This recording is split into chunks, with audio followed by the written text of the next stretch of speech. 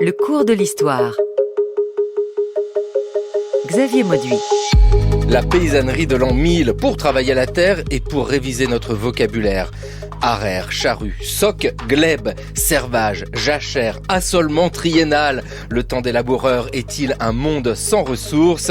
Travailler la terre, jachère à quoi?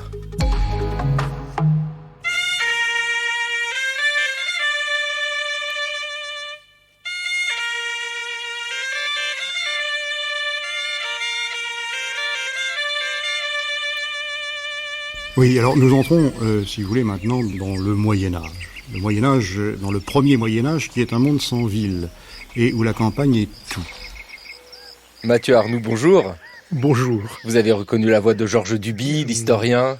Oui, total respect. Oui. Avec ici, ce que dit Georges Duby, c'est ce premier Moyen-Âge est un monde sans ville.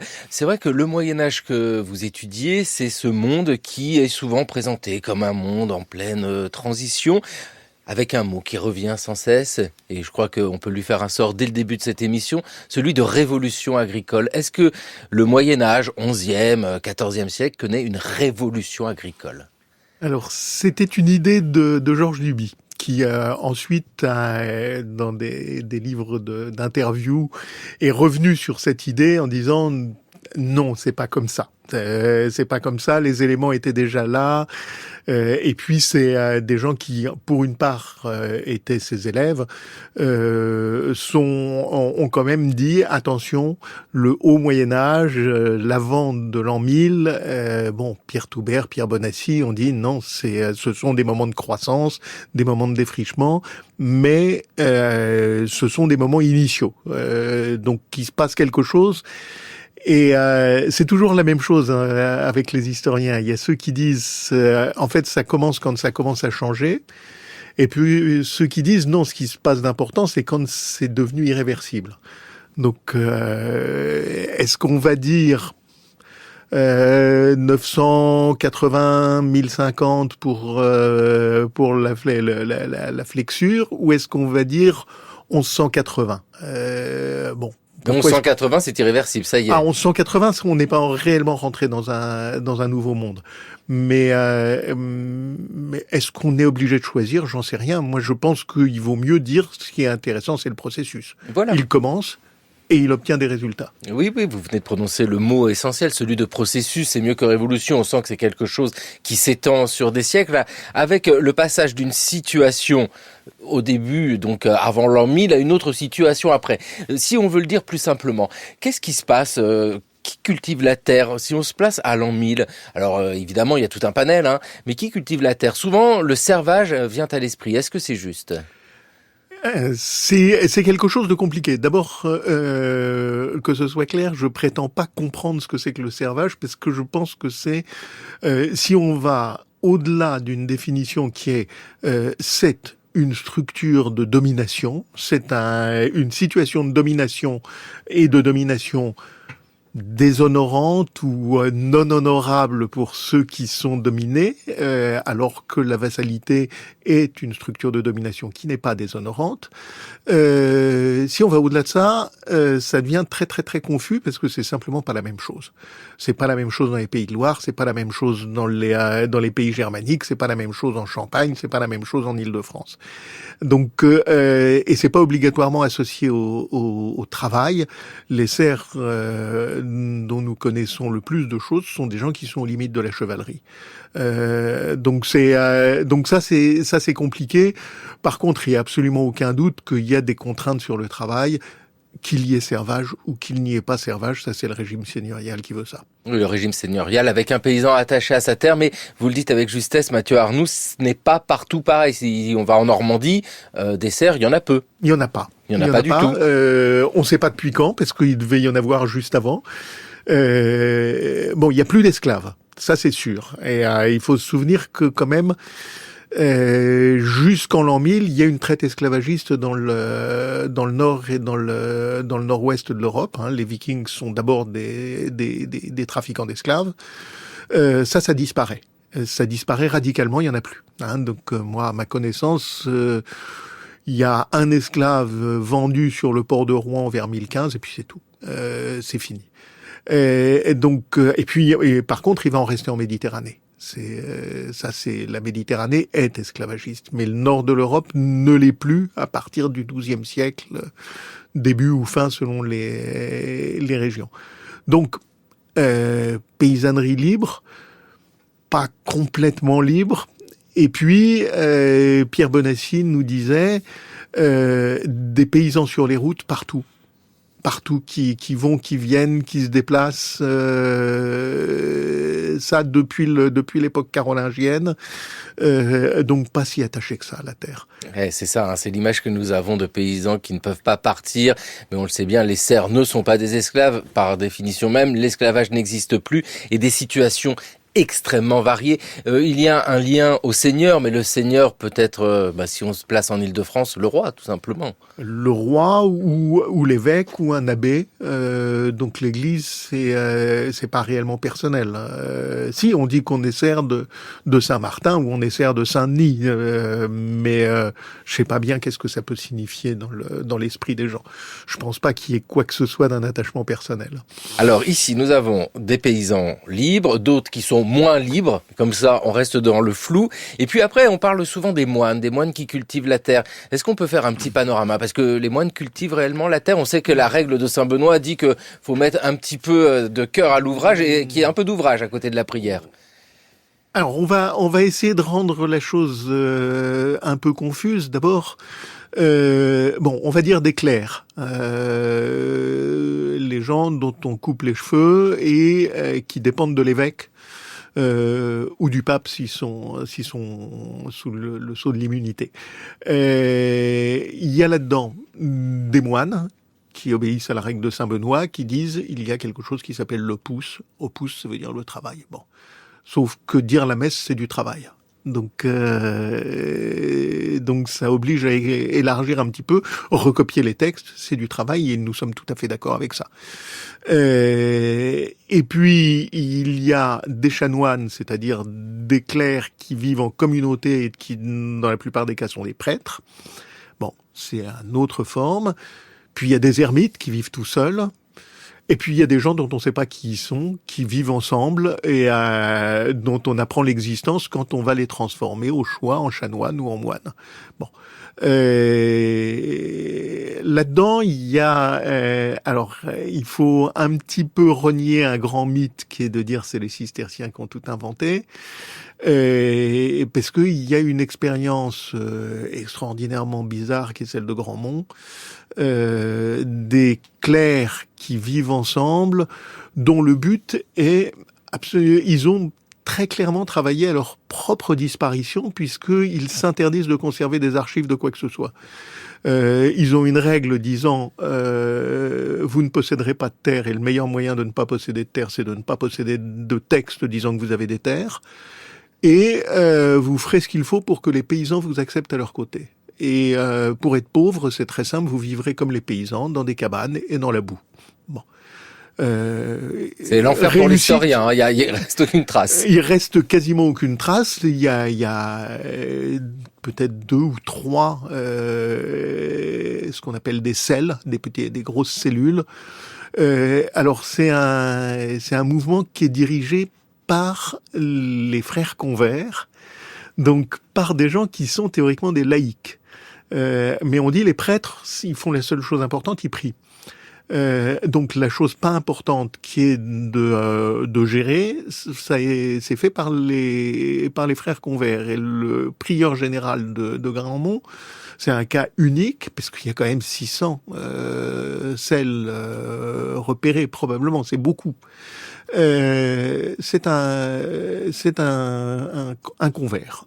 Donc là, on a quelque chose qui est au niveau, absolument au niveau de la paysannerie, et les moines de Grandmont, les frères de Grandmont, les paysans jusqu'à la fin du Moyen-Âge, les appellent les bons hommes. Les bons hommes de Grandmont, ils ont la règle dit, ils ont droit à une ceinture de cuir, ils ont droit à des gants s'ils en ont besoin, ils ont droit à un chapeau. C'est pas des gens c'est pas des masochistes. Non, quand même pas. Et c'est probablement la meilleure manière de se représenter ça. On les trouve où? Dans le Limousin? C'est dans cette zone-là? Alors, ça part du Limousin, mais on va les trouver dans tout l'ouest de la France, c'est dans les îles britanniques. Bon.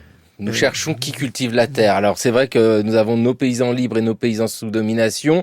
Nous l'avons vu pour les clercs. Alors là, ça prend plein de formes possibles et c'est important de le rappeler. Est-ce qu'on pourrait dire, Mathieu Arnoux, que ceux qui ne travaillent pas, ce sont les seigneurs? Au moins là, on est tranquille, non? Oui, là les seigneurs sont prioritairement voués à ne pas travailler. Voilà, comme ça, au moins on est tranquille. On sait qui ne travaille pas la terre. Ce sont des sociétés rurales, particulièrement rural, faut le rappeler sans cesse, avec, et vous l'avez utilisé tout à l'heure comme mot, l'idée de conquérir de nouvelles terres. Il faut défricher des forêts. Le mouvement de défrichement, on se situe à quel moment? Alors, à nouveau, complication. Quand on est en Île-de-France, en Picardie, une bonne partie des Pays de Loire, on a des actes qui disent, voilà, on a défriché, on a installé des paysans, ils sont venus, il y a tant d'unités de mesure de terre qui ont été données. Bon, ça c'est et on part du milieu du XIe siècle et ça va jusqu'au début du XIIIe. J'ai longuement travaillé sur la Normandie. Quasiment rien, mais on voit dans les documents des forêts qui disparaissent. Pas d'acte. On ne sait pas. Donc, qu'est-ce que ça veut dire? Ça veut dire qu'on passe en dessous du seuil de l'écrit et que probablement ce sont les communautés qui sont à l'œuvre, pas les seigneurs. Autour de Paris, c'est les seigneurs. Là, c'est clair. Enfin, c'est les seigneurs qui donnent l'autorisation. C'est pas les seigneurs qui défrichent. Alors, on parle de millions d'hectares. Hein. Il faut pas oublier, il y avait un texte du 19e siècle dit pour un hectare, 10 hommes costauds, 19e siècle, mais ils ont pas de dynamite, ils ont pas de machine. 3 mois de travail. Bon, on parle de millions d'hectares. Donc, qu'est-ce que ça veut dire? Ça veut dire qu'ils ont trouvé des organisations collectives pour permettre de faire ça. Et qu'en particulier, c'est l'une des hypothèses, ces champs qui ont des formes si bizarres, hein, c'est les lanières très allongées, c'est la manière la plus équitable de diviser la pièce de terre qu'on vient de défricher. Ouais, parce qu'on dit défricher, c'est bien sympathique. Couper en arbre, on peut voir ce que c'est, mais dessoucher, tous ceux qui ont essayé ont de mauvais souvenirs. Et donc, d'où l'importance de cet instrument qu'on voit absolument partout, qu'on pourrait appeler une binette, une houe qui est deux crocs d'un côté, une lame de l'autre, qui est l'instrument qui permet de dessoucher, de couper les racines. Oui. Et là, il y a un aspect métallurgique, peut-être sur lequel on reviendra. C'est une paysannerie très, très, très bien armée en choses qui coupent et qui piquent. Mathieu Arnoux, vous êtes directeur d'études à l'École des hautes études en sciences sociales, professeur à l'Université Paris-Cité, et vous venez d'évoquer la houe, donc premier instrument. Mais est-ce que ces instruments-là font partie du processus, ce changement qu'on évoque aujourd'hui dans le cours de l'histoire? Parce que beaucoup de métal dans ce monde paysan. Alors, belle difficulté. Belle difficulté, pas beaucoup de textes. Georges Duby disait quasiment pas de métal. En fait, c'est qu'il était très très pessimiste. On en trouve plein sur les champs de fouilles. On trouve, là il y a eu récemment une enquête sur l'Est de la France. On parle de centaines de tonnes de fer autour de Nancy, et qui travaillent ce minerai affreux qu'est la minette de Lorraine, et qui le font visiblement très bien. Donc non, il y a du fer partout. Juste une mesure. Et quand on travaille à la main, c'est assez rare qu'on casse les outils. Quand on travaille avec des animaux, on perd les fers, les charrettes se démantibulent, le soc de la charrue Et 18e siècle, on estimait ça à 1 kilo par hectare cultivé par an. Je pense que c'est beaucoup. Mais même si on met ça à 300 grammes, ça reste des quantités colossales. C'est énorme, la quantité de métal perdu. Vous venez d'évoquer le soc, bien souvent présenté comme le moment révolutionnaire de la manière de travailler la terre. Mettons de côté la révolution, gardons le processus. Qu'est-ce que le soc ? Alors, il y a pour cultiver la terre, on n'inonde pas les champs. En Europe, on n'a pas l'eau qu'il faut pour, et puis, c'est pas comme ça qu'on fait, et le blé, c'est pas comme ça que ça se cultive. Donc, il faut labourer. Il y a 2 types d'instruments. L'un est symétrique. C'est l'arrière. Il fait une petite rainure à l'intérieur du sol. C'est pas très coûteux en termes énergétiques. Et c'est pas très coûteux en matériaux.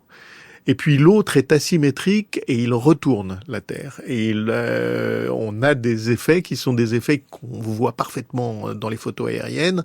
C'est-à-dire qu'il y a des transitions, des translations de la terre du champ de 15-20 centimètres à chaque labour. Ça, c'est très coûteux en termes d'énergie. Ça nécessite que le forgeron soit quelqu'un le laboureur soit quelqu'un de lourd. Donc il faut qu'il soit bien nourri. Ah oui, c'est-à-dire qu'il est posé sur son soc, on va dire juste au-dessus du soc, mais pour que le soc s'enfonce, il faut qu'il soit un peu costaud. Voilà, et toutes les représentations montrent les 2 manchons qui sont asymétriques et qui disent qu'il y a une poussée vers le côté et que pour faire son sillon droit, le laboureur doit s'arc-bouter. Donc c'est quelque chose qui dit que l'homme fait partie de la machine, d'une part. On n'a pas si vous enlevez le laboureur, la charrue se met sur le côté. Donc vous labourez rien. Et l'autre chose, c'est que vous perdez énormément de fer, et donc vous avez besoin d'un forgeron à demeure. Donc il y a un forgeron par communauté. S'il y a un forgeron, faut le payer. Et on a une des voies vers le marché. Et si on a un forgeron, un charron, un maréchal, etc., il faut des formes de rémunération. Donc il faut quelque chose qui ressemble à de l'argent, il faut des échanges, etc. Ah oui, tout est lié. Hein. On part du soc sur la charrue, et puis dès lors, on s'imagine que on ne peut pas vendre, on peut pas consommer l'ensemble de ce qu'on a produit. Il faut en vendre une partie pour avoir de l'argent, pour pouvoir payer son maréchal ferrant, par exemple. C'est important. Exactement. Ou son forgeron. Je vous propose d'écouter la présentation des outils médiévaux par Georges Duby. Imaginons justement ces outils qui presque tous sont encore en bois. C'est à peine si on utilise le fer, le peu de métal qui existe est employé pour la guerre.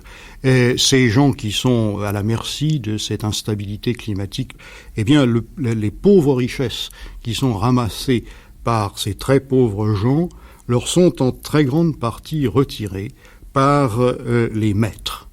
Et ces maîtres du sol jouissent de leurs propriétés de manière justement à extraire de la paysannerie d'une part des forces de travail par la corvée, n'est-ce pas, qui est appliquée à la partie de la terre que les grands propriétaires mettent eux-mêmes en culture, et qui d'autre part extorquent aux ménages paysans qui sont des tenanciers des redevances en produits ou parfois en monnaie. Georges Duby, en 1976, ici, alors il y a cette nuance des paysans qui ont, selon vous, beaucoup plus de fer que ne l'imaginait Georges Duby, mais c'est vrai que le fer est associé à la guerre, et il est associé à l'arme, il est associé aux vêtements de protection. Absolument, mais je pense que c'est pas beaucoup. Je pense que la campagne en demande beaucoup plus. Alors, une des choses qui est implicite dans le texte de Georges Duby, c'est si on donne des outils en fer aux paysans, ils risquent d'en faire un mauvais usage. Ah oui. Et là, l'iconographie est absolument sans ambiguïté. Quand on voit un paysan qui est en train de lever sa faux ou sa binette, c'est qu'en face, il y a tout à craindre. Hein. Ce sont des gens dangereux. Donc, je pense qu'il a une hypothèse très pessimiste. Il faut dire que quand il a commencé à écrire, les meilleures sources archéologiques qu'on avait étaient sur le nord de la France. C'est le seul endroit en France où il n'y ait pas de mine de fer dans les environs. Ailleurs, il y en a absolument partout. Donc, dans les années qui ont suivi, et de fait, il l'a reconnu. On a dans l'Île-de-France, en Bourgogne, en Normandie, etc. On a du fer absolument dans tous les coins. Donc non, c'est pas comme ça que ça marche. Voilà, il y a du métal un peu partout. Nous parlons de ces humains qui travaillent dans les champs. Nous parlons de ces outils que les humains utilisent. On doit dire un mot des animaux aussi, parce que la charrue, alors elle peut être tractée par un être humain, ça, il n'y a pas de problème. Elle peut l'être surtout par des animaux. Par des animaux. Alors, il y a un choix. Là, il faut se méfier des choses binaires, des analyses un peu schématiques. On dit le bœuf c'est bien, mais le cheval c'est mieux. Non. Le bœuf, c'est aussi bien que le cheval. C'est aussi puissant, et le bœuf, ça mange de l'herbe, donc c'est très bien. Et le bœuf, les paysans les mangent, ou peuvent les envoyer à la ville pour les faire manger. Le cheval, c'est bien. Le cheval, ça ne mange pas de l'herbe, il faut le doper avec de l'avoine. Donc ça veut dire que le cheval cultive sa nourriture, ce que ne fait pas le bœuf. Ce qui est d'important, c'est que le bœuf, il fait 4, 5, 6 km/h au maximum dans ses pointes de vitesse les plus extrêmes. Si vous avez un champ à 3 km, ça va pas être très bon. Si vous avez un cheval, vous pouvez avoir des pointes de vitesse totalement sans comparaison, et puis vous pouvez l'envoyer à la ville. Donc le cheval, c'est multitâche. C'est à la fois ça tire et puis ça transporte. Le bœuf transporte rien au Moyen Âge, ou très peu. C'est pas utile. Ouais. Donc il y a ça. Tout dépend quelle va être la demande de travail qu'on fait. Et dès qu'il y a une ville dans les environs, on a besoin de chevaux. Ben oui, non, mais c'est vrai que vous avez raison de le rappeler. Si le champ à labourer se trouve un tout petit peu loin, y aller avec son bœuf, ça marche pas vite. Hein. On met du temps, on perd la moitié de la journée déjà pour aller jusqu'au champ. Alors là, bien sûr, nous parlons de ces animaux qui sont utiles au travail des champs. C'est une bonne chose. Mais Mathieu Arnoux, je vous propose un autre animal. Regardez, il passe là, c'est un goupil. Nous allons vous conter l'histoire des aventures. Nous allons vous conter l'histoire des aventures de Renard. Renard veut acquérir un autre métier, devenir laboureur de la terre. C'est le métier qu'il faut estimer le plus, car tout ce qu'il a, c'est Dieu qui le lui envoie. C'est à ce labeur qu'Adam se consacra quand il quitta le paradis. À labourer tous les jours, il s'obligea. C'est ainsi qu'il gagna sa vie. Quand Dieu montre la voie, il faut que je la suive. Voici donc Renard au travail. Il poussa sa charrue du matin au soir. Ailleurs il n'alla, ni ne courut. Il se tint à une vie modeste. Parti le matin, revenu le soir.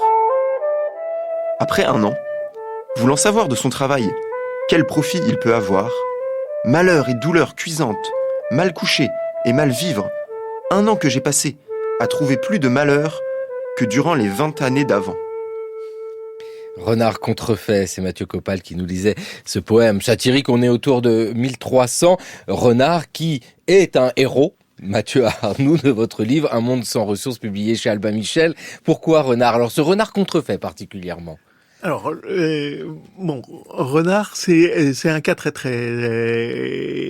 curieux, parce que c'est un nom germanique, hein, c'est Reinhard, mais il a détrôné le vieux nom latin de Goupil dans le langage. Donc c'est un cas très étrange où le nom du héros de fiction devient le nom de l'animal dans la réalité. Donc ça dit le succès absolument gigantesque de ça. Le roman de Renard, qui est une espèce de buisson collectif avec des branches, commence 1170. 1180 peut-être, et vers 1240, 1250, c'est fini. Il y a plus de branches qui poussent, mais il y a des gens qui s'installent, il y a des squatteurs. Donc il y a Rudebeuf, qui en profite pour insulter une bonne partie de la classe seigneuriale. Et puis il y a un clerc champenois, donc là on est après 1300, 1310, 1320 peut-être. C'est visiblement quelqu'un d'extrêmement névrosé. C'est pas un paysan. Il déteste le monde auquel il appartient, et donc il dit je vais m'habiller en renard, parce que renard est le seul qui ait la parole libre. Renard, c'est celui qui regarde et qui se sert. Hein, c'est un voyeur, c'est un personnage assez détestable quand on va lire le roman de Renard, mais c'est un personnage tout à fait fascinant. Et dans ce renard contrefait, il décide de devenir paysan. Il s'y essaye. Il s'essaye à toutes les situations sociales. Il y en a, et soit il va être d'une profonde malhonnêteté, donc il y a cette idée que le seul métier vraiment honnête, c'est d'être laboureur. Haïti, c'est très honnête, mais réellement, on peut pas avoir une réussite si on est laboureur. Donc il dit, c'est très bien de me dire que c'est Adam au paradis, mais c'est pas Adam au paradis. Donc c'est un texte de critique sociale qui est tout à fait intéressant, parce que il y a une espèce d'amertume sur des rêves de croissance qui après 1300 se sont évanouis. Le temps des laboureurs, ça c'est le titre, Mathieu Arnould, d'un autre de vos ouvrages, Le temps des laboureurs, sous-titré Travail, ordre social et croissance en Europe, 11e, 14e siècle, parce que la croissance, c'est aussi toute cette réflexion-là. Alors Renard, contrefait, est un peu déçu parce que ça demande beaucoup de travail d'être laboureur. Laboureur, c'est un bon statut quand même, hein.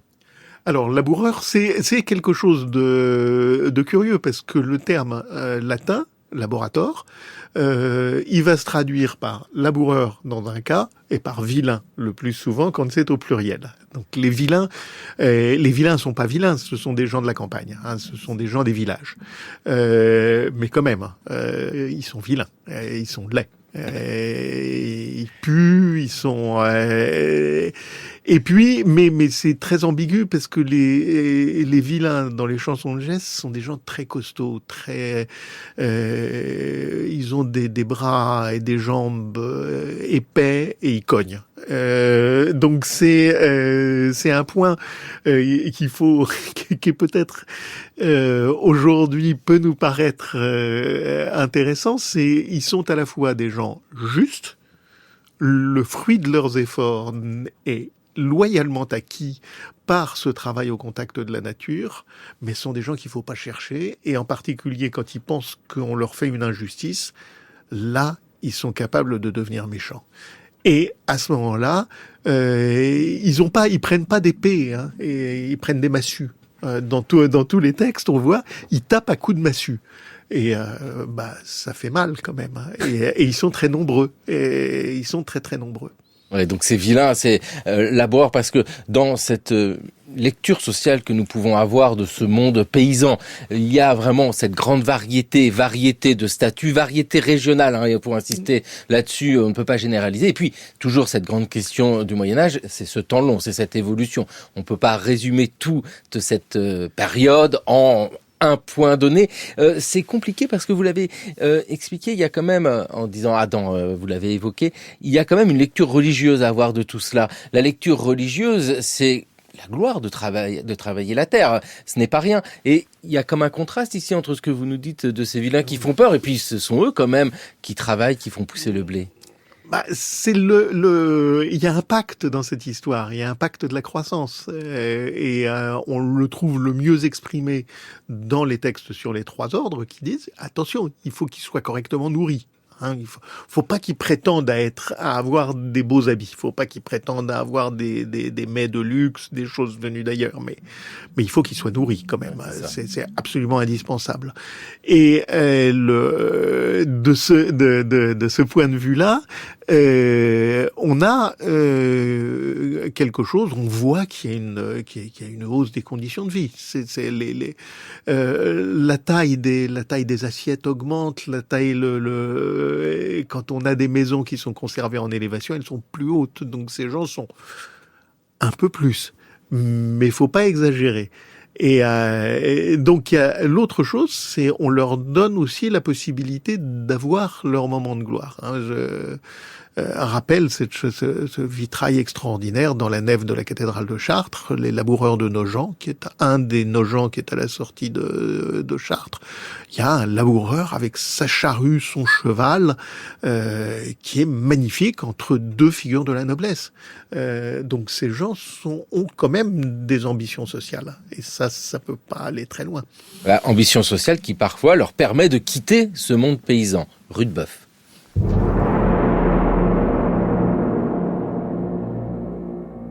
Le fils d'un pauvre paysan viendra à Paris pour étudier.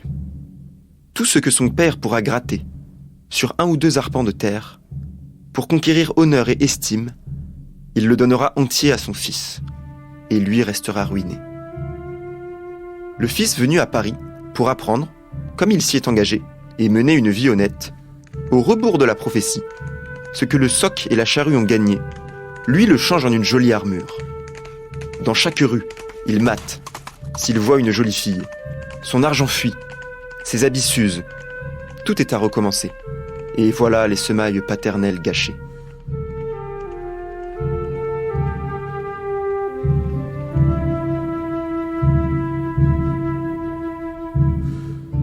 Le dit de l'Université de Paris par Rudebeuf, une lecture par Mathieu Copal. Ici, un texte 13e siècle, c'est ça, avec Rudebeuf. On est dernier tiers du XIIIe siècle. C'est Rudebeuf, il faut faire attention à son nom, parce qu'il n'a pas de prénom. Il est Rudebeuf, qui rudement œuvre. Donc c'est un cas quand même très extraordinaire d'un poète qui prétend être un bœuf. Ah oui. Alors on ne sait pas bien d'où il vient, mais il faut se souvenir que c'est quelques décennies avant, on a installé des statues assez merveilleuses de bœufs dans la cathédrale de Laon, et c'est peut-être bien le coin dont vient Rudebeuf. Donc il faut se souvenir, c'est un Parisien, c'est un authentique Parisien. Le père de cet étudiant, qui est peut-être lui, qui est peut-être pas lui, ça n'a absolument aucune importance. Le père est à 2 arpents. Bon, c'est pas beaucoup. Il est probablement salarié. C'est probablement un laboureur salarié ou un paysan, un cultivateur salarié. C'est comme ça que fonctionne la croissance de Paris. Probablement, le père est de condition servile. Arrivé à la ville, son fils peut aller aux écoles, il pourra pas faire une très grande carrière. Faut pas exagérer. Mais il peut quand même. Mais il pourrait. Oui. Il pourrait. L'université est un lieu de promotion sociale. Il y a les collèges sont des endroits où il y a des bourses et si on est brillant. Mais si on décide que c'est pas ça qui nous intéresse et que les filles et la bagarre c'est mieux, ça va s'arrêter là. Mais il est fils alors petit paysan salarié sans doute, ce Rudebeuf. Non mais c'est génial comme nom, il s'appelait Bœuf Vigoureux. C'est très bien, mais quel regard porte-t-il sur ce monde paysan, ce monde d'où il vient? Alors, lui, pour rien au monde, il n'y retournerait. mais c'est un personnage multiforme. C'est plein de personnes, Rudebeuf. Il y a ce moment où il dit, voilà, je suis tombé malade, je suis borgne, je suis un personnage grotesque, j'ai épousé une femme à 50 ans, donc je suis sûr de pas avoir d'enfant.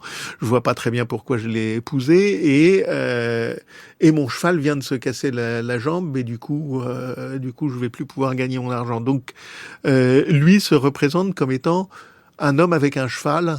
Donc c'est un porteur, c'est un livreur. C'est c'est une des très nombreuses incarnations de Rudebeuf. C'est un malin, hein, et il faut pas se laisser complètement avoir. Mais par contre, cette espèce d'esquisse qui donne est tout à fait magnifique. Et lui, il est à l'intérieur des murs. Il retournerait jamais dans ces endroits. Donc peut-être il a un peu l'accent, mais Il reste à Paris.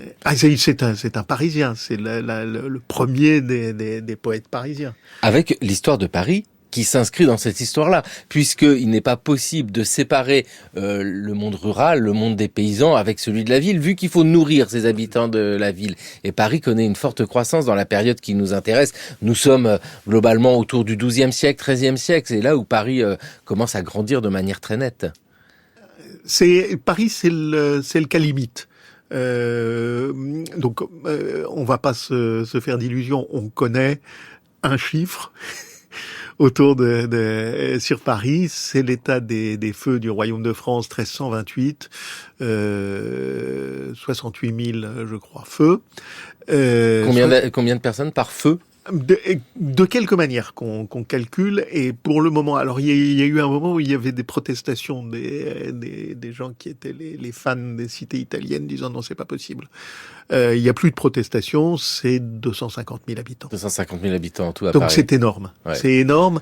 Là, il faut écouter les urbanistes. À 250 000 habitants, il faut que l'administration ait une année d'approvisionnement disponible pour la suite. Donc nous on est extrêmement admiratifs parce qu'il faut se souvenir, c'est pas comme Rome, hein, c'est pas comme Londres, c'est pas comme Naples. Il n'y a pas de bateau qui puisse arriver. Hein, la mer est pas là. Donc ça vient des terroirs environnants. Les terroirs environnants, on a de la chance. Au nord, c'est la Picardie, au sud, c'est la Beauce, à l'est, c'est la Brie. C'est parmi les terres les plus riches d'Europe et probablement du monde. Oui, le Vexin aussi produit beaucoup, donc c'est plutôt pas mal. Par la Seine quand même, on peut pas faire venir des bateaux, c'est trop loin la mer. Oui, mais on va les faire venir non, c'est horriblement difficile de faire remonter un bateau depuis Rouen. Je veux dire, il faut une semaine pour arriver de Harfleur, Le Havre, à Rouen en bateau. Donc vous rajoutez une autre semaine ou plus pour aller à Paris. Trop long. En cas d'urgence, là on est mort.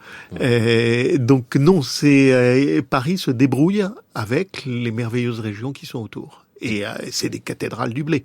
Eh oui. Ça produit énormément avec ces villes, et particulièrement Paris. Paris, c'est le cas ultime. Paris qui grandit et ce qui donne, Mathieu Arnoux, l'envie d'aller faire un petit tour au calme, dans un endroit un tantinet désert.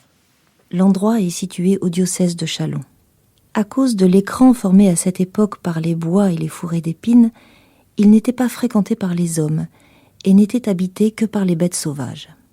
À leur arrivée, les hommes de Dieu comprirent que ce lieu était d'autant plus propice au genre de vie monastique dont ils avaient conçu l'idée depuis longtemps et pour lequel ils venaient là, qu'il semblait plus méprisable et plus inaccessible aux gens du monde.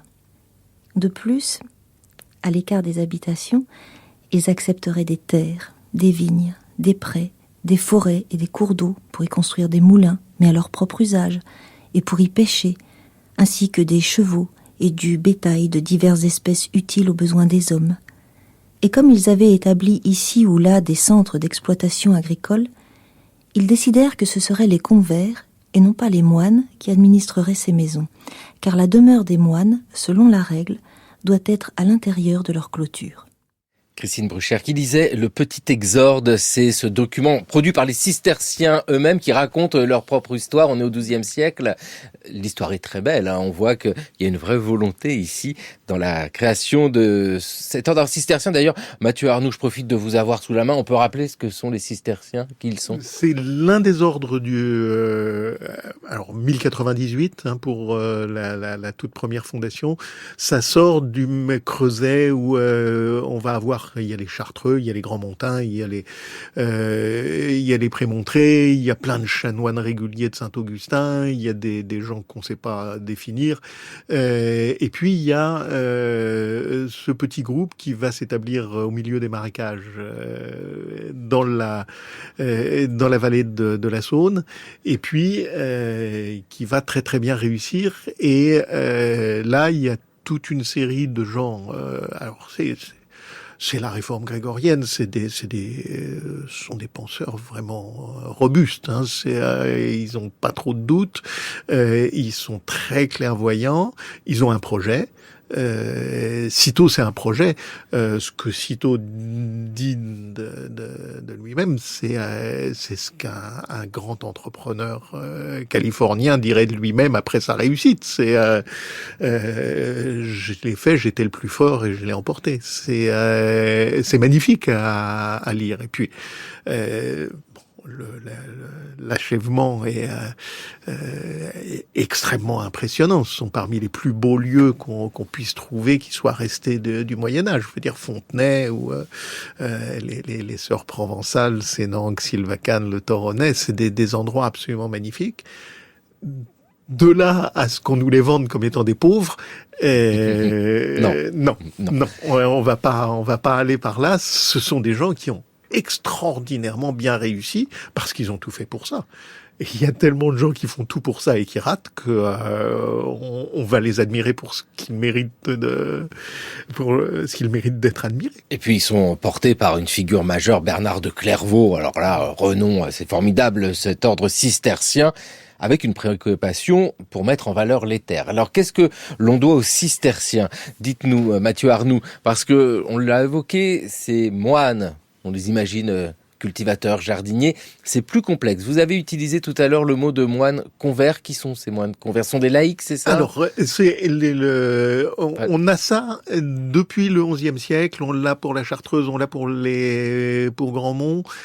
Il y a des moines qu'on va appeler chez les cisterciens des moines de cœur, qu'on va appeler les frères qui sont prêtres, dont la tâche fondamentale est de prier et de chanter. Point.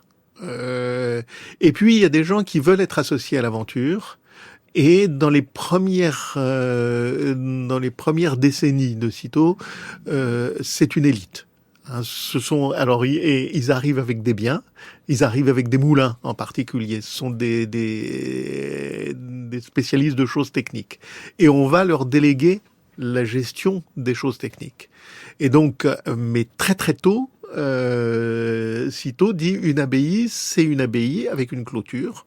À l'intérieur de la clôture règne la règle de Saint-Benoît, mais dès les années 1130, on dit attention, quand il y a des salariés, on ne fait pas jeûner des salariés parce que ça n'est pas dans leur contrat. Ça veut dire qu'il y a des salariés à l'intérieur des couvents pour construire les couvents. C'est pas les cisterciens qui font ces merveilles, ce sont des gens payés. Et puis il y a ce qu'on appelle les granges. C'est pas eux qui les inventent, hein, le mot existe avant eux. Ce sont des lieux de fixation des terroirs où on va avoir à la fois de l'entrepôt pour les graines et des terres et des animaux, et ce sont des lieux qui jouent un rôle absolument fondamental dans la circulation des produits. Et ce que font les cisterciens, qui est là est absolument stupéfiant, c'est de couvrir l'Europe d'un réseau avec une espèce d'algorithme, en disant voilà, entre deux abbayes cisterciennes, il y a 1 ou 2 jours de marche à pied. Entre une abbaye et ses granges, il peut pas y avoir plus d'1 jour entre une abbaye de chanoines prémontrés, qui sont les petits frères des cisterciens, et une abbaye de chanoines de moines cisterciens, il peut pas y avoir moins de temps, etc. Donc c'est une espèce d'algorithme. Ça fait que fin 12e, il y en a depuis les Balkans jusqu'à l'Irlande, depuis la Suède jusqu'à l'Andalousie, enfin pas l'Andalousie, non, la Castille, et ils se réunissent tous les ans le 14 septembre. Donc ceux qui sont très très loin peuvent venir une fois tous les 2 ans. S'ils viennent pas, ils ont besoin de mots d'excuses. Alors il y a le mot d'excuse parce que les Tatars sont dans la région. On dit ça c'est bonne excuse. Une bonne excuse. Ou parce qu'on est trop pauvre. C'est aussi une excuse, mais il faut qu'ils viennent. Et puis quand même Cîteaux avec 300 abbés. Donc on dit très vite, on dit on vient seul. On vient pas à 2, on vient sûrement pas à 3. On vient seul et avec un cheval. Il y a 5 abbés qui sont les 4 filles plus l'abbé de Savigny ont droit à venir avec une personne et 2 chevaux ou 3 chevaux, pas plus. Et puis, détail magnifique, il est interdit d'aller acheter, pour les cisterciens, d'aller acheter des truites dans le lac d'Annecy à partir de la Madeleine, donc à partir de la fin juillet, parce que les truites sont réservées pour le chapitre général. Elles vont être expédiées au chapitre général, donc il faut imaginer des charrettes de truites qui vont vers Cîteaux, donc ça fait quand même, Annecy-Dijon, ça fait loin. Ça fait loin, oui. Et Mâcon plutôt. Et donc c'est des choses qui, on se dit, c'est une merveille de gestion. Ce sont des gens qui inventent complètement la gestion entrepreneuriale. De fait, c'est un objet qui fascine les historiens américains de la gestion, du management. Et est-ce qu'ils transforment la manière de cultiver la terre, alors ? Parce que les granges monastiques, c'est vrai que ça c'est de la gestion. Cette idée de grange monastique, vous nous l'avez dit, qui se trouve partout sur le territoire, avec des réserves, comme ça on peut envoyer tout, c'est formidable. Mais est-ce que la manière de produire change ? Alors la manière de produire change parce que on va utiliser le terme managérial. À quoi ça sert le chapitre général ? Ça sert à repérer les bonnes pratiques. Et ensuite, on va répandre les bonnes pratiques. Donc, ils innovent pas. Il y a pas un service de recherche et développement dans Cîteaux. Il y a par contre une capacité à dire tiens, là, les paysans font ça, mais c'est une très bonne idée. On va sélectionner, regarder, diffuser. Donc, c'est autour de Paris, c'est du blé. Du blé.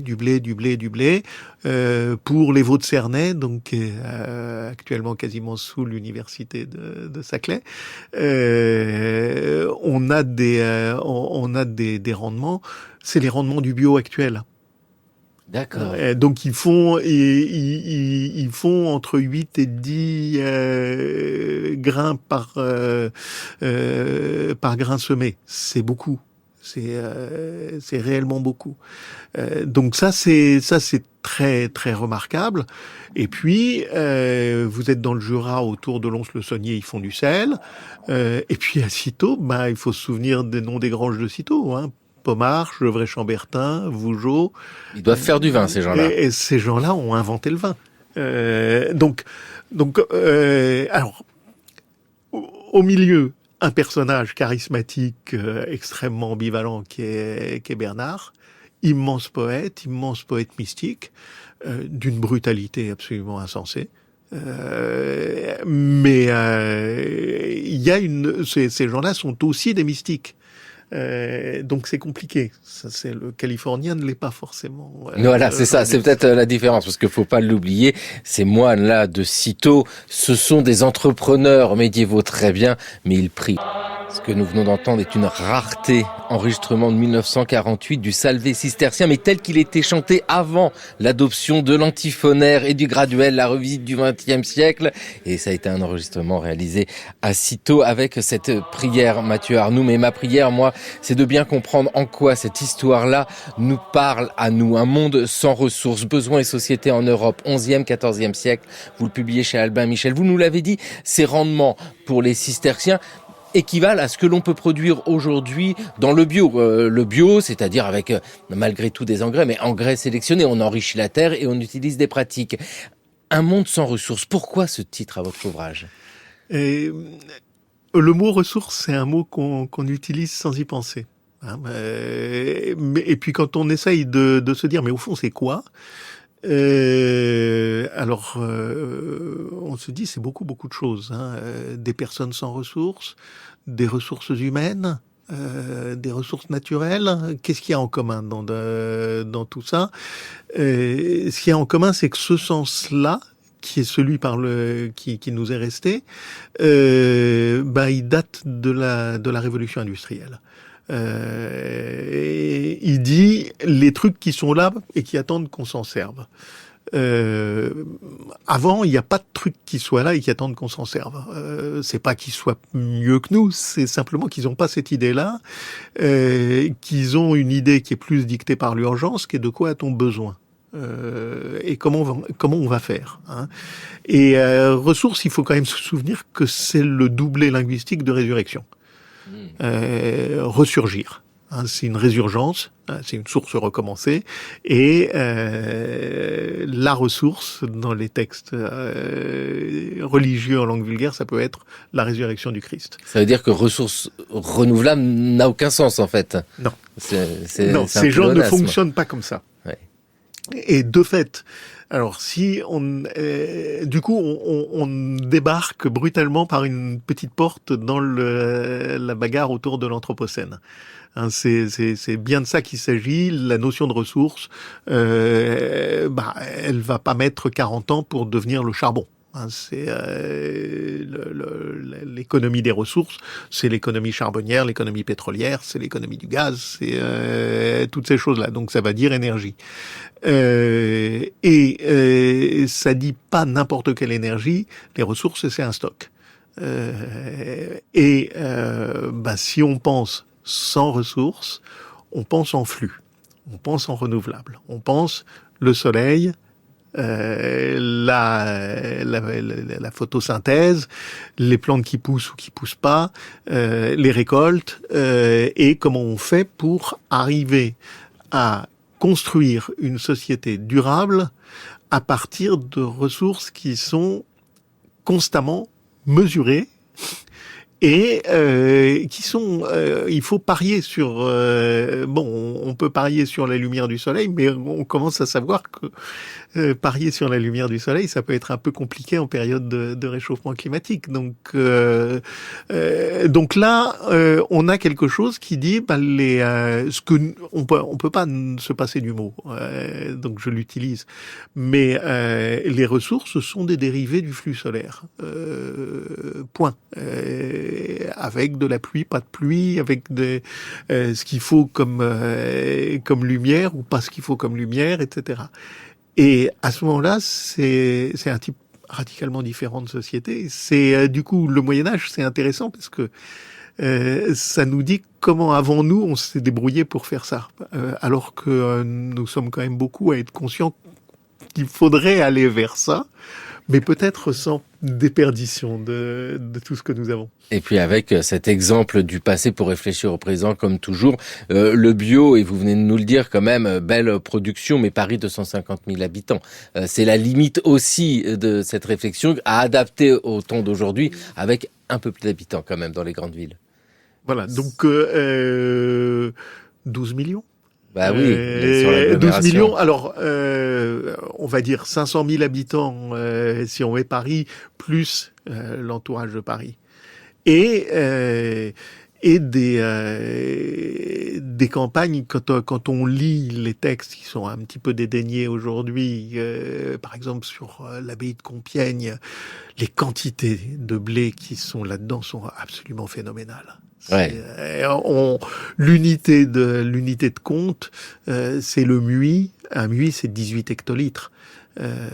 1800 litres de plus d'1 mètre cube. Hein, c'est beaucoup de choses. Ce qui signifie que 11e, 14e siècle, je reprends les limites chronologiques de votre ouvrage Mathieu Arnoult, Un monde sans ressources, il y avait d'énormes productions de blé avec les ressources au sens de un peu de soleil, de l'eau et puis du bois aussi, du charbon. C'est une réflexion pour les temps d'aujourd'hui de réfléchir à ce qui s'est passé dans ce Moyen-Âge. Merci vivement à vous de nous avoir présenté ce monde paysan du temps des laboureurs jusqu'à ce monde sans ressources. Merci beaucoup Mathieu Arnoult. Merci beaucoup. Il est temps pour nous de retrouver Gérard Noiriel. C'est le pourquoi du comment.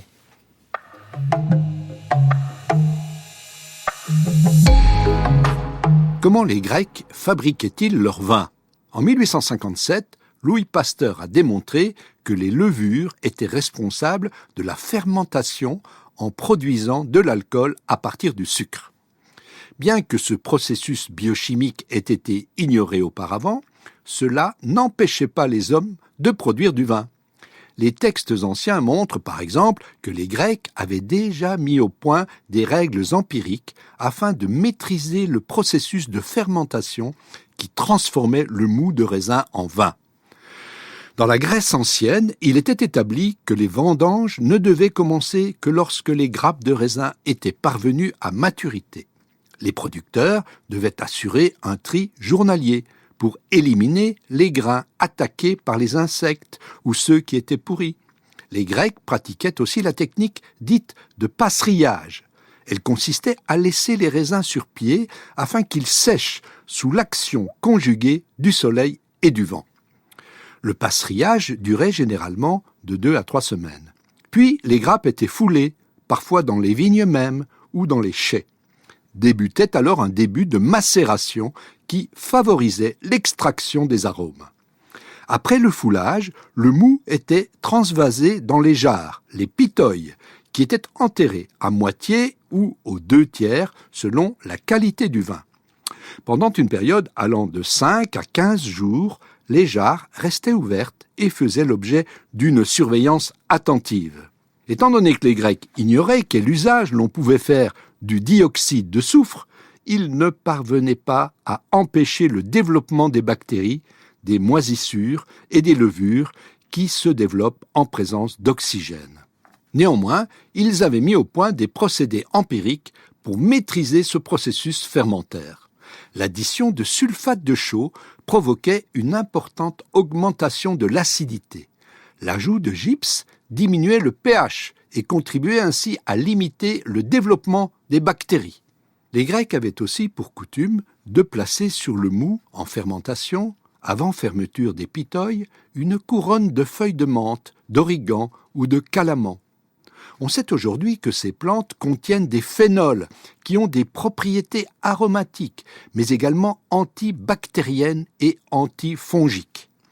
Les Grecs avaient donc compris empiriquement l'emploi qui pouvait être fait de ces plantes. Leurs composés antimicrobiens agissaient sur les levures et ralentissaient le processus de fermentation. Au moment de la fermeture des jarres, la fermentation alcoolique était déjà bien avancée. À la fin de l'hiver, quand la température du cellier dépassait 10 degrés, un voile de levure se développait à la surface libre du vin au contact de l'air. On appelait ce voile la fleur du vin. Il fallait le surveiller étroitement, car ce voile pouvait annoncer une détérioration sérieuse du vin causée par des bactéries. Traditionnellement, on ouvrait les pitoïs au mois de mars, lorsque débutait la plus ancienne des fêtes en l'honneur de Dionysos, les Anthestéria.